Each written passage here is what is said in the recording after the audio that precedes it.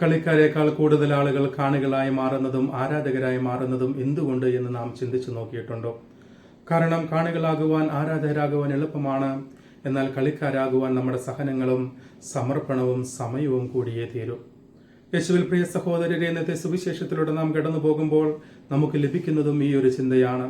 യേശുനാഥന്റെ അത്ഭുതങ്ങളിൽ, അടയാളങ്ങളിൽ, പ്രശസ്തിയിൽ കൂടെയുണ്ടായിരുന്ന ശിഷ്യന്മാർ യേശുനാഥൻ തന്റെ യഥാർത്ഥ ജീവിത ദൗത്യം വെളിപ്പെടുത്തുമ്പോൾ, വചനത്തിന്റെ യഥാർത്ഥ അർത്ഥം അവർക്ക് മനസ്സിലാക്കി കൊടുക്കുമ്പോൾ പറയുന്നത്, ഈ വചനം കഠിനമാണ്, ഇതനുസരിക്കുവാൻ ആർക്ക് സാധിക്കുമെന്ന് പറഞ്ഞുകൊണ്ട് യേശുനാഥനെ ഉപേക്ഷിച്ചു പോകുന്നു. യേശുനാഥന്റെ വചനത്തെ പ്രതി സഹനങ്ങൾ ഏറ്റെടുക്കുവാനോ വേദനയിലൂടെ കടന്നു പോകുവാനോ സമയം കണ്ടെത്തുവാനോ അവർ ആഗ്രഹിച്ചിരുന്നില്ല എന്നതാണ് വാസ്തവം. ലൂക്കായുടെ സുവിശേഷം 9-ാം അധ്യായം 23-ാം വാക്യത്തിൽ യേശുനാഥൻ വ്യക്തമായി പറയുന്നു, എന്നെ അനുഗമിക്കുവാൻ ആഗ്രഹിക്കുന്നവൻ സ്വയം പരിത്യജിച്ച് തന്റെ കുരിശും വഹിച്ചുകൊണ്ട് എന്റെ പിന്നാലെ വരട്ടെ. റോമാക്കാർക്കെതിരെ ലേഖനം 12:1 പൗലോസ്ലിഹ പറയുന്നത്, നിങ്ങളുടെ ശരീരത്തെ വിശുദ്ധവും ദൈവത്തിന് പ്രീതികരവുമായ സജീവ ബലിയായി സമർപ്പിക്കുവിൻ, അതാണ് യഥാർത്ഥ ആരാധന. ഈ വചനഭാവങ്ങൾ നമ്മെ ഓർമ്മിപ്പിക്കുന്നത്, ദൈവവചനത്തിന് വേണ്ടി സഹനങ്ങൾ ഏറ്റെടുക്കുകയും വേദനകളോട് കടന്നു പോവുകയും സമയം കണ്ടെത്തുകയും ചെയ്യുമ്പോഴാണ് നാം എല്ലാവരും യഥാർത്ഥ ശിഷ്യന്മാരായി മാറുന്നത് എന്ന സത്യമാണ്. ഇന്നത്തെ സുവിശേഷത്തിലെ ശിഷ്യന്മാരെ പോലെ നാം എല്ലാവരും ആവറേജ് ക്രൈസ്തവരായി മാറുന്നതിന്റെ പ്രധാനപ്പെട്ട കാരണം ക്രിസ്തുവിന്റെ വചനത്തെ പ്രതി സഹനങ്ങൾ ഏറ്റെടുക്കുവാനോ സമയം കണ്ടെത്തുവാനോ സമർപ്പിക്കുവാനോ നാം പരിശ്രമിക്കുന്നില്ല എന്നതാണ് വാസ്തവം. യോഹന്നാന്റെ സുവിശേഷം 14-ാം അധ്യായം 15-ാം വാക്യത്തിൽ യേശുനാഥൻ പറയുന്നു, എന്നെ സ്നേഹിക്കുന്നവന്റെ കൽപ്പനകൾ പാലിക്കും. ഈ വചനത്തിലൂടെ ദൈവം നമ്മോട് പറയുവാൻ ആഗ്രഹിക്കുന്നത്, ദൈവത്തെ സ്നേഹിക്കുന്നു എന്ന് പറയുവാൻ എളുപ്പമാണെങ്കിലും നാം ആത്മാർത്ഥമായി ദൈവത്തെ സ്നേഹിക്കുന്നവരായി മാറുന്നത് ദൈവത്തിന്റെ വചനം അനുസരിക്കുമ്പോഴാണ് എന്ന സത്യമാണ്.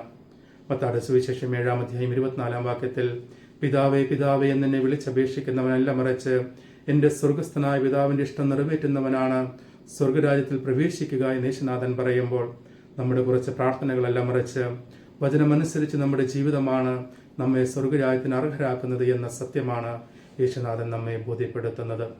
ആയതിനാൽ പ്രിയ സഹോദരരെ, ഇന്നത്തെ സുവിശേഷത്തിന്റെ വെളിച്ചത്തിൽ നാം നമ്മോട് തന്നെ ചോദിക്കേണ്ടത്, ക്രിസ്തുവിന്റെ വചനത്തെ പ്രതി സഹനങ്ങളും വേദനകളും ഏറ്റെടുക്കുന്നവരാണോ നാം? സമയം കണ്ടെത്തുന്നവരാണോ നാം? അല്ലെങ്കിൽ ഇന്നത്തെ സുവിശേഷത്തിലെ ശിഷ്യന്മാരെ പോലെ നമ്മുടെ ജീവിത രീതി വചനത്തിനെതിരാണ് എന്ന ബോധ്യത്തോടുകൂടെ വചനത്തിനെതിരെ ജീവിക്കുന്നവരാണോ നാം? ഒരു പരിധിവരെ നമുക്ക് ദൈവവും ദേവാലയ കാര്യങ്ങളും എല്ലാം ഒരു വീക്കെൻഡ് ഹോബി മാത്രമായി മാറുന്നതും, പ്രാർത്ഥന ഒരു കടമ പോലെ നാം ചൊല്ലി തീർക്കുന്നതും, വചനം ദൈവമാണെന്നറിഞ്ഞിട്ടും നമ്മുടെ ജീവിതത്തിൽ ഒരു മാനസാന്തരം ഉണ്ടാകാത്തതും, ഞാൻ നിങ്ങളോട് പറഞ്ഞ വാക്കുകൾ ആത്മാവും ജീവനുമാണെന്ന് പറഞ്ഞിട്ടും നാം പാപത്തിൽ ജീവിക്കുന്നതുമെല്ലാം ദൈവത്തിന്റെ വചനത്തിന് വേണ്ടി സമയവും സമർപ്പണവും സഹനവും നാം കണ്ടെത്താത്തത് കൊണ്ടാണ്. അതിനാൽ പ്രിയ സഹോദരരെ, നാം മനസ്സിലാക്കേണ്ടത്, ദൈവവചനത്തിന് വേണ്ടി സ്വയം സമർപ്പിക്കുമ്പോഴാണ് നാം എല്ലാം ദൈവത്താൽ അനുഗ്രഹിക്കപ്പെടുന്നത് എന്ന സത്യമാണ്. റോമാക്കാർക്കെതിരെ ലേഖനം 9-ാം അധ്യായം 6-ാം വാക്യത്തിൽ നാം വായിക്കുന്നു, ദൈവത്തിന്റെ വചനം ഒരിക്കലും പരാജയപ്പെട്ടിട്ടില്ല. ഈ വചനം നമ്മുടെ ജീവിതത്തിൽ നിവൃത്തിയാക്കുന്നത്, പൂർത്തീകരിക്കപ്പെടുന്നത് ദൈവം ആഗ്രഹിക്കുന്നത് പോലെ നാം സ്വയം സമർപ്പിക്കുമ്പോഴാണ് എന്നൊരു ബോധ്യവും നമുക്കുണ്ടായിരിക്കട്ടെ. അതുകൊണ്ടാണ് സങ്കീർത്തനങ്ങളുടെ പുസ്തകം 37:5 നാം വായിക്കുന്നത്, നിന്റെ ജീവിതം നീ ദൈവത്തിന് പരമേൽപ്പിക്കുക, അവിടുന്ന് നിന്നെ നോക്കിക്കൊള്ളും.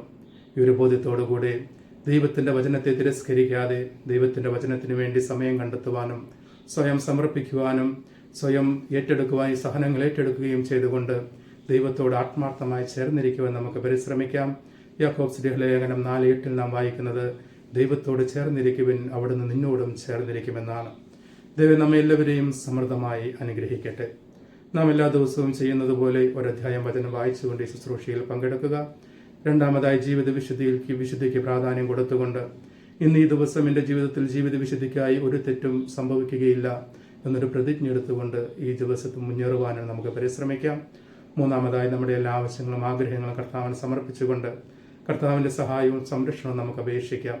പരിശുദ്ധ കന്യകാമറിയത്തോട് നമ്മുടെ ആഗ്രഹങ്ങളെല്ലാം ചേർത്ത് വെച്ചുകൊണ്ട് ഒരു രഹസ്യം ജപമാല ചൊല്ലിക്കൊണ്ട് നമുക്ക് പ്രാർത്ഥിക്കാം.